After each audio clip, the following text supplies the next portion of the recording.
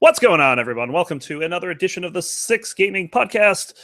Filling in for your host, as always, it's Ron Clay. Shosan apparently is typing to us in Discord telling us that he can't get on his computer. I said, how are you talking to us then? He said, on my phone. I said, you realize there is a Google Hangouts on your phone, correct? And so far, he just gave me a smiley emoji, but a sad emoji. I'm sad. I am really sad. It's the Ronkley and Pampy show. For now, we might get a special guest in a minute, but he was here a minute ago. But Cho also gave us a link to a regular Hangout and not yes, a YouTube on there. And we would have had the cute koala for you guys, but shows exclusive of koalas. So we're going to start with introducing our illustrious co-host here. I think when there's only two of us, it's just we're both co-hosts. We're both awesome and illustrious. That's what it comes down extra to. Illustrious. I mean, I could not wear my glasses and be awesome and illustrious today. Are you? You're at least lustrous. Least illustrious. Nice. Lustrous. All right, so we're trying to get Coles in here. We'll see what happens. But we're going to start without him, and we're going to start the show as we always do with. No, that's not what it says here. Oh yes, we're doing tunes. It says tunes. It was so funny. We totally threw show for a loop when we put this in instead of the normal names of the sections. So yeah, show was very confused. Poor guy. But we're going to start. I asked my friend Jake. It's probably for guys. Yes, we're going to start talking about Steam. And you remember a while back when Steam decided that they're no longer going to let you recommend a game if you got the game from the publisher. If they gave you a copy. Mm-hmm. Well, now they're expanding that, and Steam reviews from those who got it from free are no longer counting at all towards the overall score. You have to pay for it. Yep, and even not so one of the things that this has brought up is, okay, well, if you bought it on sale for half off, do your votes only count for half? Like, how far does this extend? And obviously, that's not what they're going to do, but it brings that up kind of philosophically, that if you just because you got it for free, does that mean that you don't have a valid opinion about what it's worth? Because that's essentially what they're saying. Well, but it's almost true. Hey, what's up, True Beast? If I pay $10 for a game, right, and I get 5 hours of enjoyment out of it, that seems kind of low by today's standards, to be quite honest, right? Because you can buy a lot of older AAA games for like $7.49 or whatever during a sale, get 20 hours. If I get something for free and I get like an hour and a half of like, oh, that was pretty fun, I'm gonna be like, oh, 5 stars. That was fun for what it was. But if I paid $15 for an hour of okay fun, but I'd be like, 3.5 stars. It was just okay. Yeah, true. The cost impacts your opinion of it. Yeah, very much an interesting call from Steam. Of course, they're trying to get away from the people that I know, for instance, I want to say it was Knucklecracker was very adamant when they added their old games to the library. They wanted you to actually buy them as opposed to give you a Steam key if you already own the game. They do it, but they were recommending that you buy it instead. And that's because of the way that Steam operates their reviews. So very interesting what Steam's doing. It's forcing the developers to do different things to get their scores where they want it. So, it's their site. They can do what they want, right? It'll be interesting to see, like, some of these developers maybe will give you money to buy a key. That might start happening. I think that's a possibility, because like Amazon used to have, there was a huge amount of, okay, we'll send you this free product, you review, and then like if you gave them anything less than 4 stars, you get angry emails from the vendors, you would stop getting free shit. So everyone would get all this free shit, give them 5 stars, and then say at the bottom, I got this for free for an honest review, blah, blah, blah. Amazon has totally done away with that. If you write that, they delete your review, and then they like censure that vendor. If you were a vendor and you're giving away free shit for reviews, you can still give away free shit and just kind of like nicely ask people that if they like it, they can review it. There's like a kind of a gray area there. but there's a lot of stuff where Yep. now vendors are doing other things to get around that. So Yeah. it'll be the same. What's up? Changing the landscape for sure. Anyway, moving on, we have some Blizzard news. Of course, World of Warcraft still going strong with Legion, but you know, they have a WoW token and everything where you can buy a WoW token for a certain amount of money and then sell that on an auction hall for gold. And then the people who buy the WoW token, they can then cash that in to do things like, I don't know, make some Blizzard cash so that they can buy some services with it or some games or whatnot.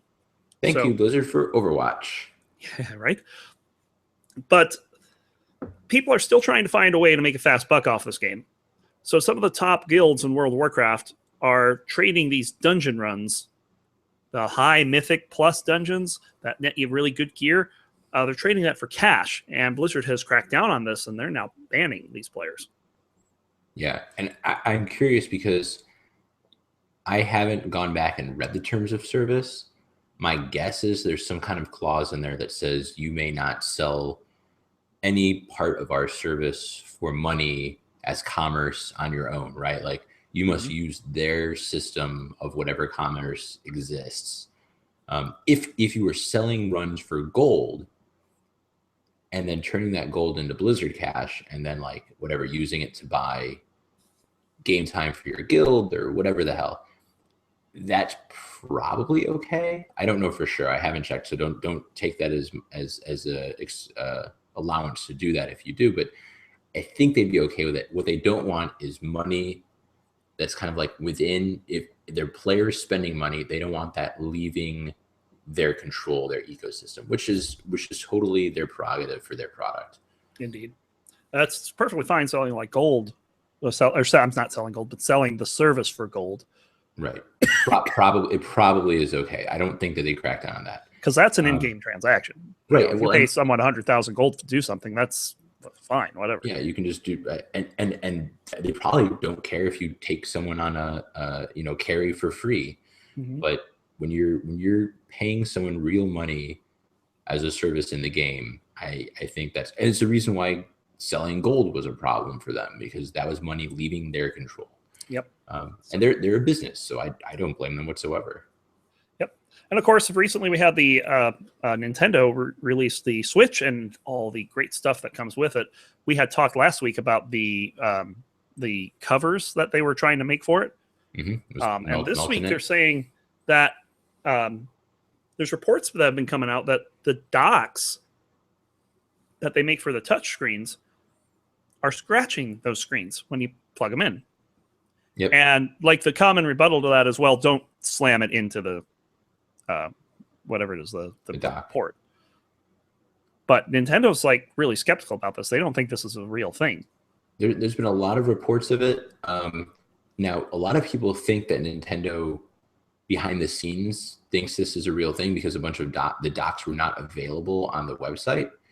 But Nintendo's official response to that is that, well, they ran out of them. And so they're not going to have them for sale until they're back in stock. They're not going to sell them when they're on back order. And those are the extra ones. Obviously, if you buy a Switch, you get a dock with it. That's just in the package. Exactly. Yeah. I mean, looking at the design, I feel like there's the possibility it's going to be scratching the screen. If you're not careful, I would imagine you can buy a screen protector the way you would for a phone, though. So that would probably help. Yeah. Well, I mean, I think this was one of the concerns prior to the Switch even coming out was, how are people going to handle using this Switch? And you got people that are pretty rough with their hardware. No names mentioned, Shio-san. But yeah, I mean, some people could be, just slamming it in without really caring about what they do. And that's what you said. Yep, it is indeed. Anyway, moving on. Yeah, we've got some trademark douchebaggery going on. Yay! This is King, right? Yep. So the developer King, of course, they make Candy Crush Saga for your mobile devices. That's awful game. I uninstalled that after a while. They are now trying to trademark the word "super" in video games. Obviously, never hearing of the Super Nintendo or Super Mario Brothers or Super Metroid or any of that. Good luck, guys. You'll need it. Mm-hmm. Let's trademark Monster while we're at it. Yeah. Monster cable, Monster energy drink. This is just it's just silly. I don't think they're going to get away with it. It's too common a word. But you never know. I mean, you pay off the right guy, and all of a sudden, yeah. So that's a good point. But we had PlayStation recently trying to trademark Let's Play. What other stupid? There've been a lot of stupid ones. What was the one that? React. The YouTube guys. React. Yeah, reaction they're videos. React videos. What were their names? Something Brothers. The Fine Brothers. The Fine Brothers. Yeah, and all kinds of different. I mean, this happens. This comes up every once in a while, and it's just the same thing over and over again. Just people seeing the dollar signs without thinking about common sense. Yep. So hopefully King gets the point and will decide to not do this, but maybe it goes to trial. I don't know. We'll see. So anyway, that's going to do it for the tunes section, or AKA the news section. And that brings us to our next section. What's the next one called? Games. I thought it was characters. Doesn't characters come after games? No, you have it written characters after. I do have it written after, but I don't know if it's You right. probably have it wrong. I may have it wrong. I don't know. I might have to bring up Homestar Runner to find out. But anyway, Pent, what have you been playing? So I got into the Gwent closed beta. Oh, interesting. Gwent, of course, being the card game that you play within the game Witcher 3.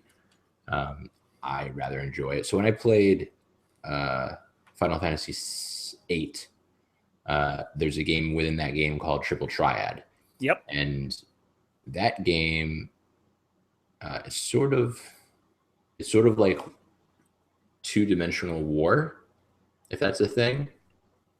You have to have the better number, but each of your cards has numbers along the edges, and depending on which edge you're facing other cards, you capture those cards. Anyway, you can then use those cards and convert those cards into spells or items, and so it's very helpful in late game to have powerful cards. But that's Triple Triad. That's Triple Triad. So in Gwent, the game itself, I think, is a little bit easier unless you have you can actually change the difficulty of Gwent separately from the difficulty of the game. And I don't know if it means that characters have better or worse cards, or if they play more intelligently. I'm not sure which one it is. In Gwent, the cards actually don't get you anything, but there are a number of quests that use Gwent. And so I just played a quest called High Stakes. Right. And I think I got either 2,500 gold or maybe even 4,500 gold. Which is an obscene amount of gold for really anything up to that point. I don't think there's been anything that gave me an award that high. So it was substantial. So you get, there's interesting quest lines that have to do with it. But so now they basically broke off that game into a separate game. They changed the rules a little bit to make it a little bit better. They're adding more cards, and it's kind of like because it's a collectible card game, and so they're doing the closed beta on that. Of course, playing Witcher and also playing Dragon Age Inquisition. I've played a couple more hours of that. I'm trying to focus on Witcher and finish that first, but Dragon Age, I've got a friend who's really into it, and she keeps asking me how I like it, and so I'll play a little bit, and it's fun. It is definitely different than the previous games. The previous games were a little bit more like Witcher. They were kind of hack and slash. This is definitely more tactical. They encourage you to pause, to freeze the action, use the tactical camera to set up formations and all that kind of stuff. So this is definitely a more tactical game. I can't just run in and just murderate everything. I have to do a little bit more thinking, which is a good break from Witcher, where I go in and murderate everything. So that's what I've been playing. Very nice. And mine's not terribly involved this week, largely because I've been busy with one very large event. But I did get a chance to play Neon Excesses on Sunday. And I'm going to be running through that. Probably this is looking like it's going to set up to be a 2-month run, because it took me the entire 3 hours to get through the first station. and each station has so many.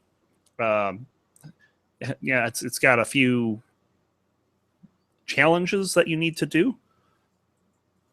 So there's stuff like that, and then I also, for GDQ, I ran my Death State and Sublevel 0 runs. So that's been going on. I submitted those. Oh my god, those things hated me too. I tried to. Video editing is hard, folks. It's it's interesting because the first run I had was, I thought I was doing fine, and then I look at the recording and it's a freaking slideshow. The second run I did, no input, no audio input. So finally, I just used the video from that and dubbed over it. So whatever. And then the last thing I've been focusing on very, very much this week, Crypto the Necrodancer's Condor 5 tournament. We talked about this last week. I've been doing a lot of community casts, and I've done a bunch of races. I've done 6 this week. And remember, I'm aiming for 1 out of 3. Winning 1 out of 3. I won 5 out of 6. So very, very good. I'm going to be into the promotional match. That's actually coming up right after the show. So I'm going to be doing that a little later tonight. And then Crypto the Necrodancer just surprised everyone and dropped a new patch. And this patch has a new character called Diamond. And you can go diagonally with Diamond. You lose spells and you lose the ability to use items. So there's no items and there's no spells. Well, there are items. I think you still have items, but they take away the ability to throw. That's right. So there's no backpacks or anything because you can't use more than one item. It's pretty cool. And they also introduced something called hard mode. I call it Ryan's Tier Factory. Yay, that sounds like fun. Oh, God, it is frustrating as hell. I got a PB on it tonight, but I mean, whereas my PB for normal mode is like 7 minutes and 50 seconds, my hard mode PB is almost 12 minutes. It's extremely hard. They put 2 mini bosses on every floor. Every boss floor has 2 mini bosses. So you're fighting deep blues, right? And the chess pieces are coming down. Meanwhile, you're dodging a red dragon and a minotaur at the same time. That's just horrible. It is horrible. That's why it's hard. That's why it's Ryan's Tier Factory. So they've also added a couple new items, but for the most part, pretty solid patch. And yeah, I've been playing the heck out of it, just largely because I've done pretty well this week. I'm hoping to get promoted to Obsidian. We'll find out tonight. Nice. And that's going to do it for the game section. We are running well ahead of schedule here. And this is now, we're now into Shosan's favorite part of the show. This is uncharted territory. What is this one called? I don't know. I think Cactus? Cactus? No, that's not it. Downloads. Downloads! No, it's not. Jorb, well done. Into email. Check the email. Check the email. Dear Rontley, why did you ban my friend from our room just because he was trolling chat? Do we need to do another Six Gaming Reads Twitch chat session? Well, we definitely really with the stuff. Definitely with the stuff from last week. Yes. Alfie's my friend, so. Oh, Alfie is your friend. Yeah, he's just shit posting. Aha, gotcha. So this is the Six Gaming Roundtable, and this is where we ask chat a question, and Shosan would normally expect a goddamn answer from you guys, but I'm not that mean. But we'd love an answer from you, Morthif. We'd love an answer. And King Captain and Alfie. It wouldn't be bad to have an answer. But do we have a question this week, Dan? I forget what Gage said. What's that Baconator? No, seriously, he said it before, and then he managed to drop out and then can't get back in. I don't know. Coles, you're still here. What's the question? He's still sitting in chat, so he can tell us what was your question. Or anybody else who's around table. Oh God, what was it? I'm losing my mind. I'm too drunk. Too drunk. Yeah, we did talk about the purchasing of the dungeon runs. It was about speedruns. Do you? I don't know if it was. Do you like doing speedruns, or do you like watching speedruns? Or It was basically the general question was very simple: is do you find speedrunning fun? What makes speedrunning fun for you? Yeah. I'd like occasionally watching speedruns. It is not a thing that is a passion of mine, but a game that I'm familiar with, and sometimes games that I'm unfamiliar with, are interesting to watch.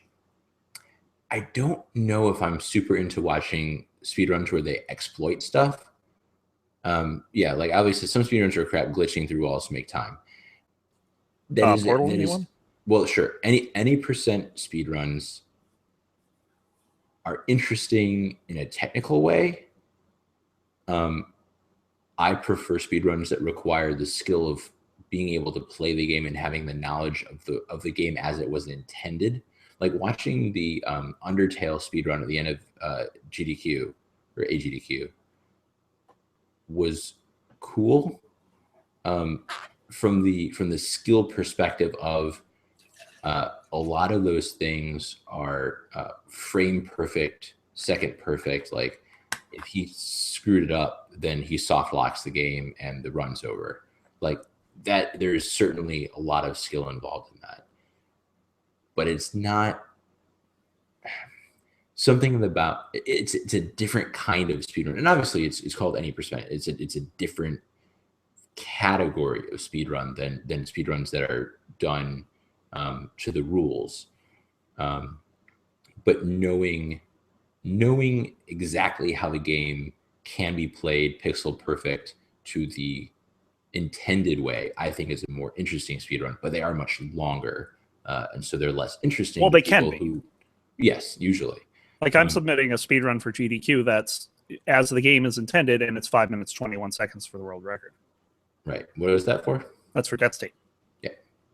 So that's like, I find that more interesting than somebody who plays Portal in 8 minutes because they glitch through walls. I like the 15-minute Portal speedrun because they get the portals exactly where they need them to be. They do that nice trick on the one level where they put a portal on the ceiling, a portal on the floor, fall through the portal, and as they're falling, they put another portal further down, and literally they'll just shoot out through that portal and into the exit. It's like a 5-second level. It's great. Yeah, so like stuff like that I find more interesting than that same level where they shoot a portal into the corner and like go outside of the bounds of the level and then they end up in the exit. Like that's interesting, and I like watching those sometimes, but it's overall less interesting than the people who find ways to use the game without doing glitches, but maybe finding interesting ways to get around stuff that wasn't intended. Indeed. And for me, I don't have that restriction. I'm totally cool with a glitch fest. In fact, I find some of those glitch fests much more interesting than the normal runs. But for me, I have to like the game. Like I watched part of this one of the Resident Evil games, and I was just so bored after like 10 minutes. And it's like I move on. All the Mario runs. So there's so many Mario runs that it's like, which one do you watch? It's, some of them. There was actually one that I was enjoying watching because it was a race and it was really close. But Ron, I think that was just the movie The Wizard with Fred Savage. No, that was Mario 3, and this was not Mario 3.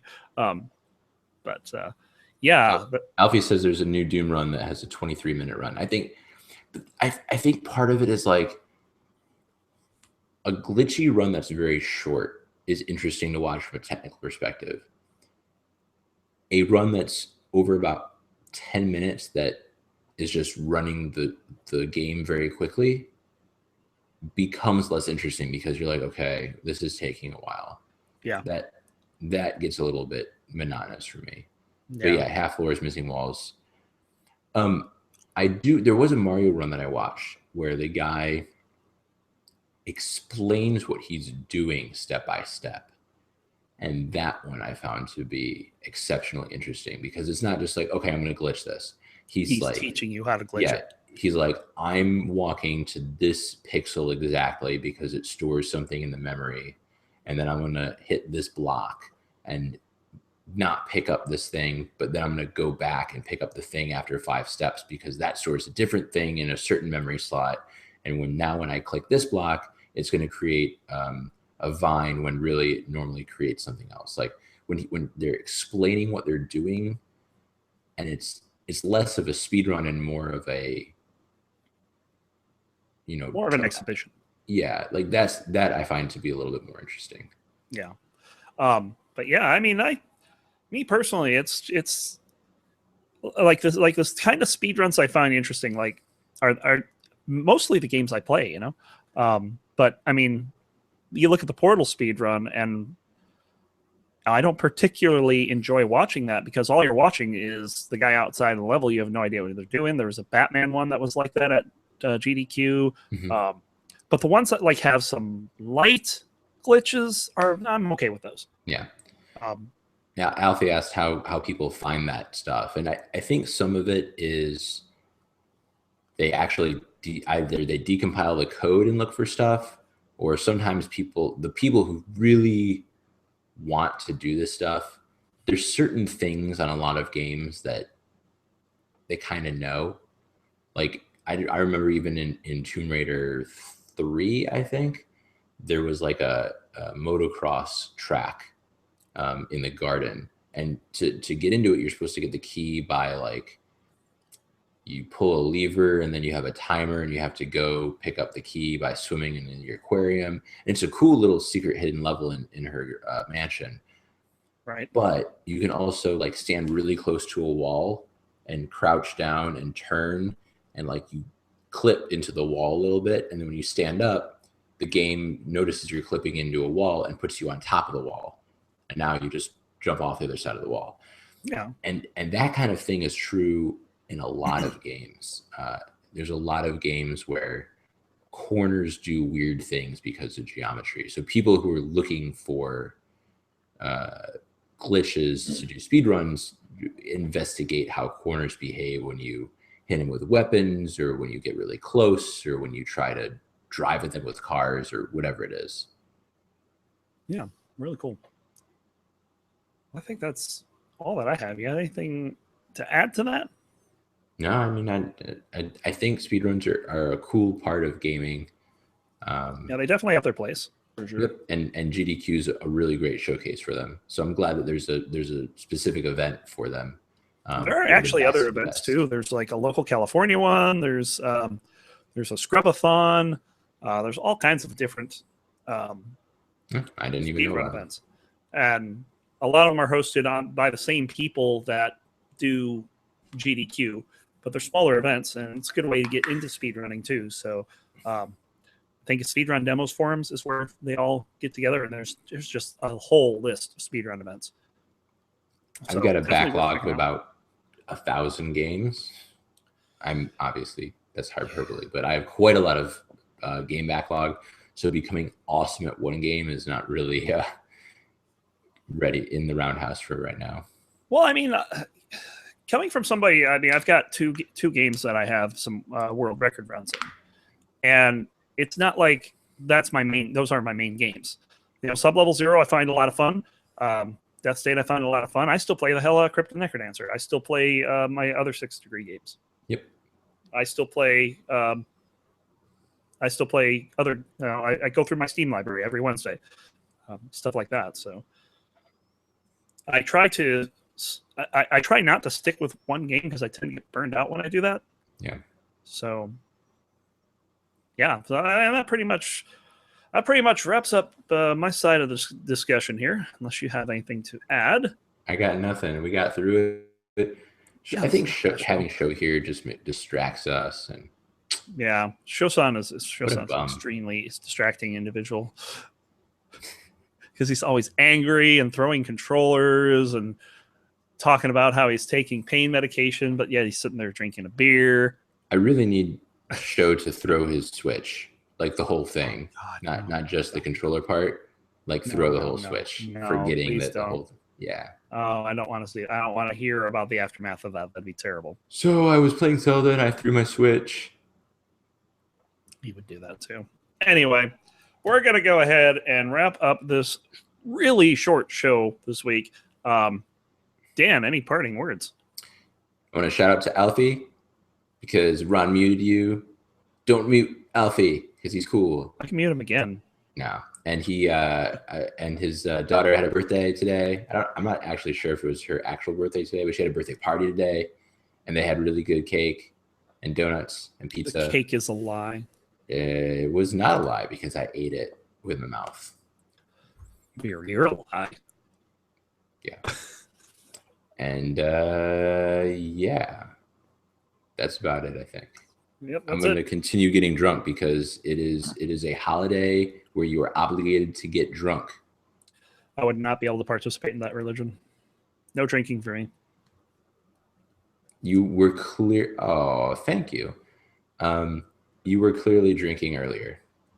Well, I was, but this is not. You didn't say alcohol. This sadly is not my normal tea because they not blueberry. They do not sell it anymore. What? On the West Coast, at least not in those size bottles. Oh man. Yeah. Are you gonna die of dehydration? No, I'm still drinking the tea. It's different tea, but it's not my favorite. You should make Southern sweet tea. The way you make Southern sweet tea is you make tea. You make tea, and then you pour sugar into hot water. That's incorrect. Until you pour the tea in the sugar water. No, well, until you just keep putting sugar in the hot water until the sugar stops dissolving, and then you put in a little bit more, and then you let it cool, and it super saturates with sugar. Well, I'm very familiar with it. I love the stuff, but it kills me. I drank a glass of it at work one time, and about 15 minutes later, just threw up in my trash can because it was so much sugar. But I got to go home. You're a lightweight. It was just I had not had much sugar for like weeks, and I just had an enormous amount of sugar. And my boss was like, "You should probably go home." And I was like, "Yeah, I probably should." So I got an afternoon off without having to use sick time and came home and played video games. So I'm not upset about this. You, sir, are a lightweight. That's all I got to say. Anyway, I think that's going to do it for the Six Gaming Podcast this week. Thank you guys all for being here, especially Alfie. I'll ban you again sometime. It'll be great. So until next time, Dan, take it away. See you. Goodbye.